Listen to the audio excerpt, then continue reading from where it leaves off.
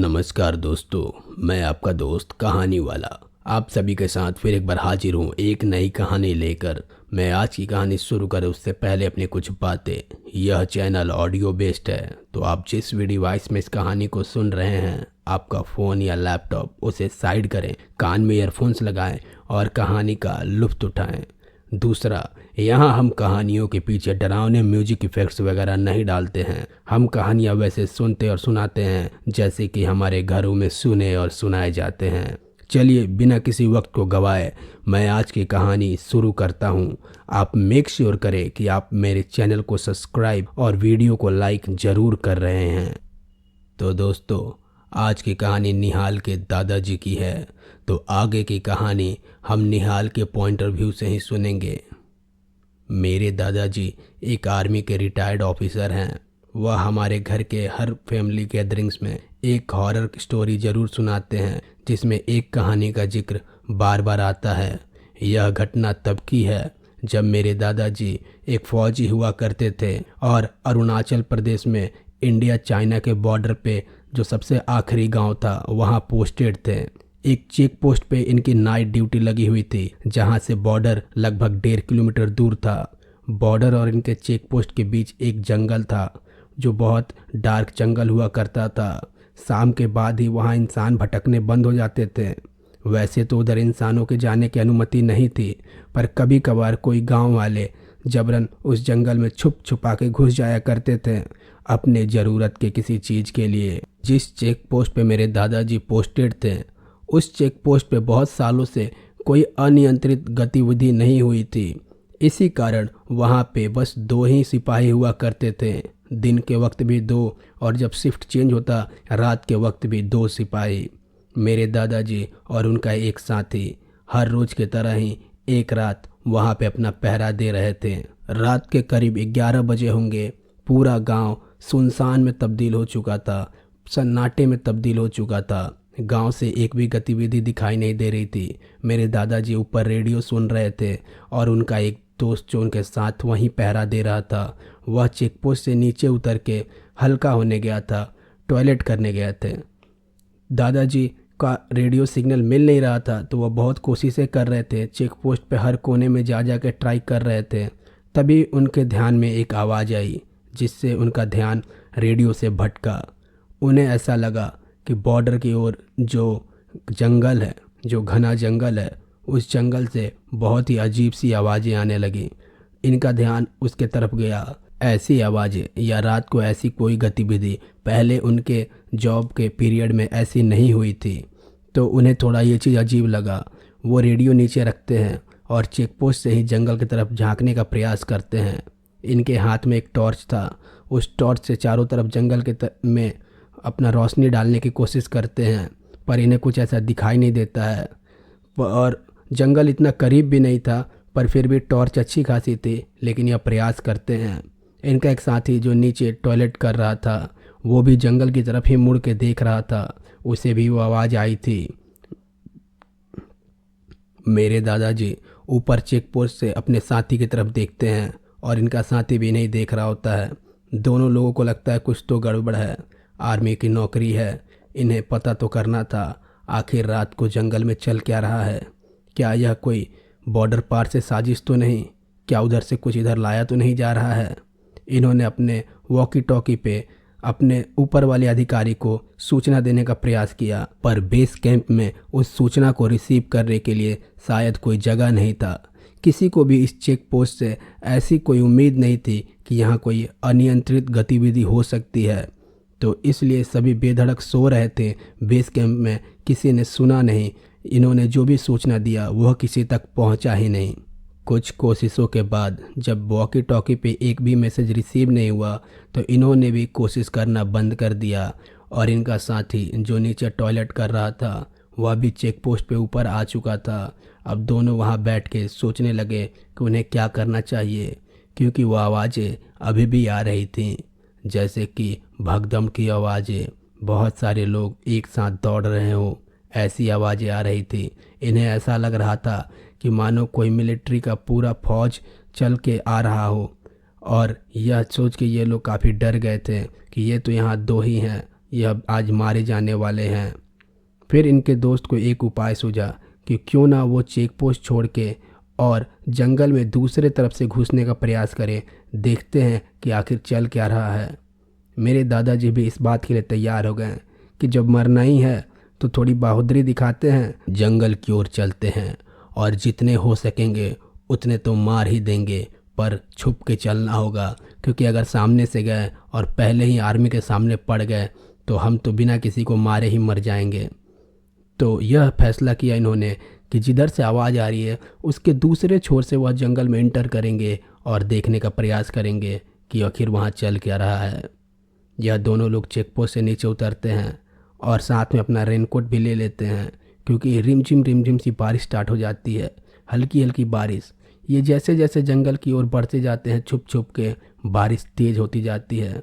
बारिश के तेज़ होने के चलते उधर से जंगल से जो आवाज़ें आ रही थीं वह भी अब धीरे धीरे कम होती जाती हैं। अब किसी के दौड़ने भागने की आवाज़ नहीं आ रही होती है, पर अभी भी हल्की हल्की कुछ ऐसी आवाज़ें आ रही होती हैं जो इनकी समझ के बाहर होती है। कुछ तो चल रहा था। कभी ऐसी आवाज़ें आ रही थी जैसे कि किसी जानवर को काटा जा रहा हो और वो बहुत तेज तेज चिल्ला रहा हो, और कभी ऐसी आवाज़ें आ रही थी जैसे कि दो लोग आपस में झगड़ा कर रहे हो और दोनों बहुत तेज तेज बोल रहे हो, बस दो ही लोग। और कभी कभी तो ऐसी आवाज़ें आती थी जैसे कि सैकड़ों की संख्या में लोग दौड़ रहे हो, पर यह आवाज़ें रह रह के एक इंटरवल पे आ रही थी। लेकिन इन्होंने जंगल की ओर जाना बंद नहीं किया। यह धीरे धीरे जंगल में घुस गए और जंगल में घुसा तो वहाँ भी कुछ दिखाई नहीं दे रहा था, पर यह आवाज़ों को फॉलो कर रहे थे। जो दौड़ने वाली आवाज़ थी वह एक दिशा से आ रही थी। इन्होंने ज़मीन पर रेंगना स्टार्ट कर दिया और उस दिशा में जाना शुरू किया। पर जब वो उस दिशा में जा रहे थे तो वह जो जानवर के चीखने की आवाज़ थी वह दूसरी दिशा से आ रही थी। इन्होंने सोचा कि हो सकता है जानवर का अलग चल रहा हो, जानवर के साथ जो आर्मी घुसी हो वो आर्मी ही बर्बरता कर रही हो। तो जानवर को छोड़ते हैं, जिधर से आर्मी के दौड़ने की आवाज़ें आ रही है उस दिशा में चलते हैं। जंगल में लगभग 1 घंटे रेंगने के बाद जब यह आवाज़ के सोर्स तक पहुँचे, जहाँ से इन्हें लग रहा था कि आवाज़ें आ रही हैं, तो वहाँ कुछ भी नहीं था। बिल्कुल सन्नाटा पसरा हुआ था। यह सब देख के यह लोग दंग रह गए कि आखिर यहाँ से इतनी आवाज़ें आ रही थी, यहाँ तो कुछ भी नहीं है। लेकिन यह लोग टॉर्च भी नहीं जला रहे थे, क्योंकि टॉर्च से अगर कोई दुश्मन छुपा हो तो इन्हें पहले ही भांप लेगा कि यहाँ कोई आ चुका है। इन्हें अब डर भी लग रहा था कि क्या पता उन्होंने कहीं हमें आते हुए देख तो नहीं लिया, क्या हमारी जान खतरे में है। पर ये लोग फिर भी आगे की ओर बढ़ते रहें और अपने चारों तरफ नज़रें घुमा के देख रहे थे। ये लोग अब भी रेंग रेंग के ही चल रहे थे। तभी मेरे दादाजी का हाथ एक लाश से टकराया। जब वो हाथ लाश से टकराया तो यह रुक गए, सहम गए और अपने दोस्त को इशारा किया रुकने के लिए। वो इनके पीछे पीछे रेंग रहा था। जब ये लोग रुके और लाश को देखा तो ये उठ के बैठ गए और बैठ के उसको अच्छे से तलाशने लगे कि ये है कौन। फिर इन्होंने टॉर्च मारी उसके मुंह पे। ऐसा लग रहा था कि वह चाइनीज़ आर्मी ऑफिसर था, क्योंकि उसने वर्दी पहन रखी थी, पर उसका गला किसी चीज़ से काटा गया था। जब थोड़े गौर से देखा तो यह एहसास हुआ कि यह गला किसी हथियार से नहीं काटा गया हो। ऐसा लग रहा था कि किसी खूंखार जंगली जानवर ने अपने जबड़े में फंसा के उसके गले का मांस निकाल लिया हो, क्योंकि गला में खोखला बन चुका था और वहाँ से खून धीरे धीरे रिस रहा था, जिससे कि यह एहसास हो रहा था कि इसकी मौत अभी अभी ही हुई है। लगभग आधा घंटा पहले या उससे भी कम समय में उसकी मौत हुई थी, क्योंकि उसके शरीर से खून अभी भी बह रहा था। यह सब देख के मेरे दादाजी और उनके दोस्त की रूह कांप गई। वह काफ़ी सहम चुके थे, क्योंकि यह लाश की हालत काफ़ी बुरी थी। वो लोग बैठ के इस चीज़ को देख रहे थे, पर अब वह धीरे धीरे खड़े हो जाते हैं और अपना टॉर्च बंद कर लेते हैं और इधर उधर देखने का प्रयास करते हैं कि आसपास में कोई जंगली जानवर या कोई और तो नहीं, पर उनकी नज़र में कुछ भी नहीं आता। फिर मेरे दादाजी को ऐसा एहसास होता है कि उनके पीछे कोई खड़ा है। उन्हें ऐसा लगता है चाइनीज़ आर्मी के द्वारा उन्हें घेर लिया गया है और उनके पीछे एक इंसान बंदूक लेके खड़ा है। वो सहमे हुए धीरे धीरे पीछे मुड़ते हैं तो देखते हैं कि वहाँ कोई आर्मी का ऑफिसर नहीं, बल्कि एक औरत सादे लिबास में सर झुकाए खड़ी है। उसके चेहरे पे काफ़ी ज़्यादा खून लगा हुआ था और उसके हाथों में भी खून लगा हुआ था।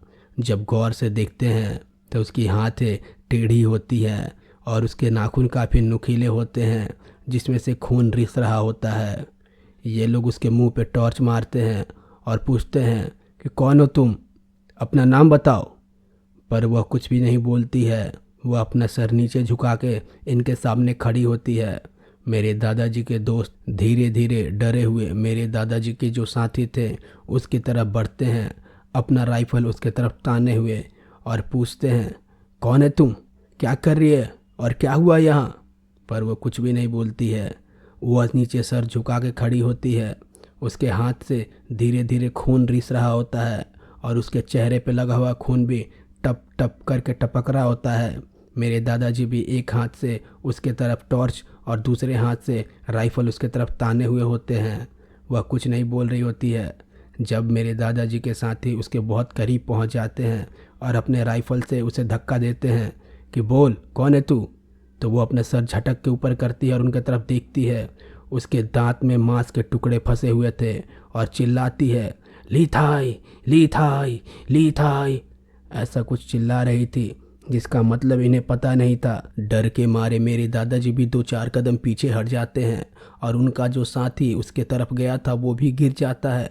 पर उसके हाथ में जो राइफल होती है वह उस राइफल से गोली चला देता है और गोली खाने के बाद वो औरत वहीं पे गिर जाती है।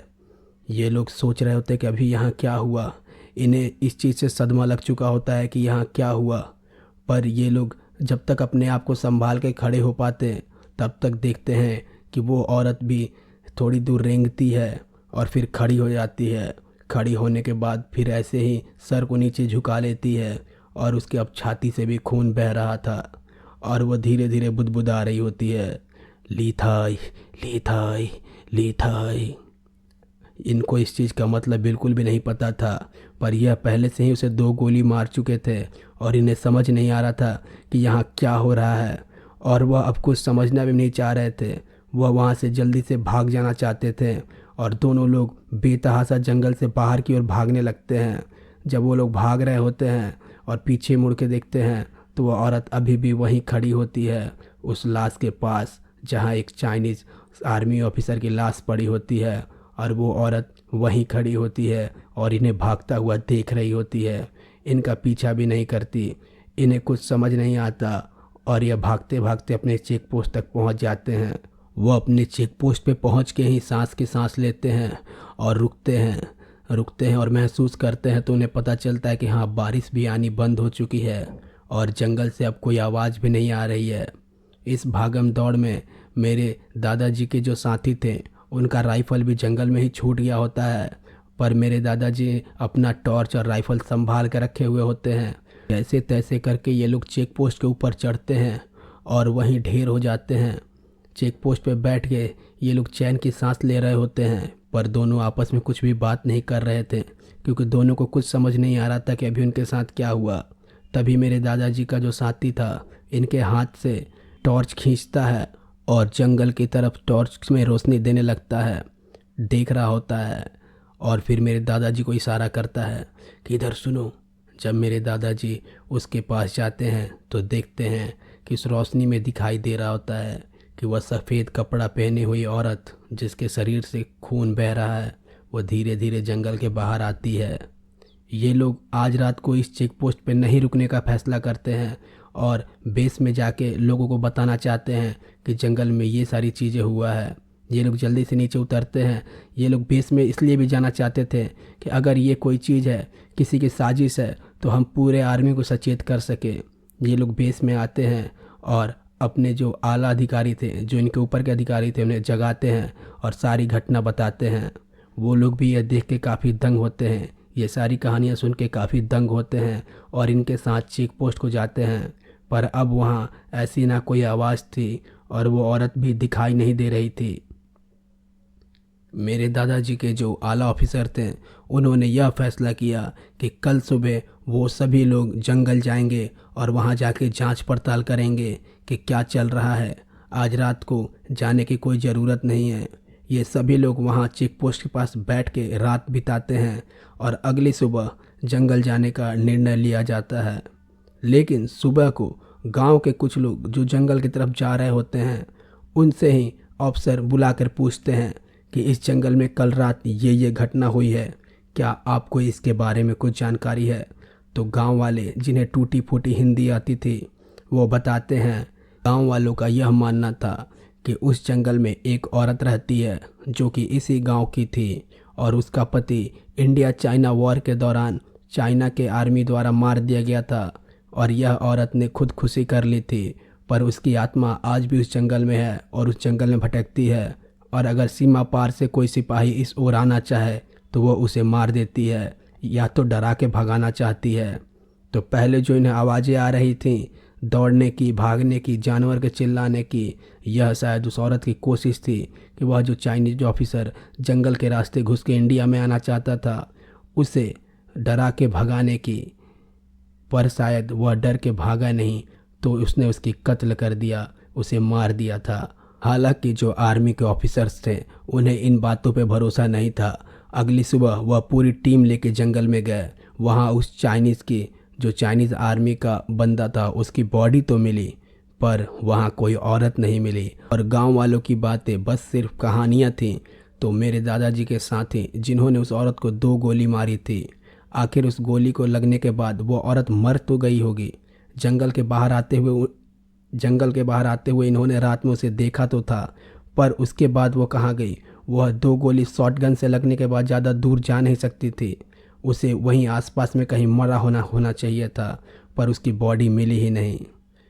तो जी हाँ दोस्तों, ये थी आज की कहानी। अगर आपको ऐसी कहानियाँ और सुननी है, ऐसी कहानी आपको अच्छी लगती हैं तो इस वीडियो को लाइक करें, अपने चैनल को सब्सक्राइब करें ताकि मैं आपसे हमेशा मिलता रहूं ऐसी ही अच्छी अच्छी कहानियाँ लेकर। मैं आपका दोस्त कहानी वाला।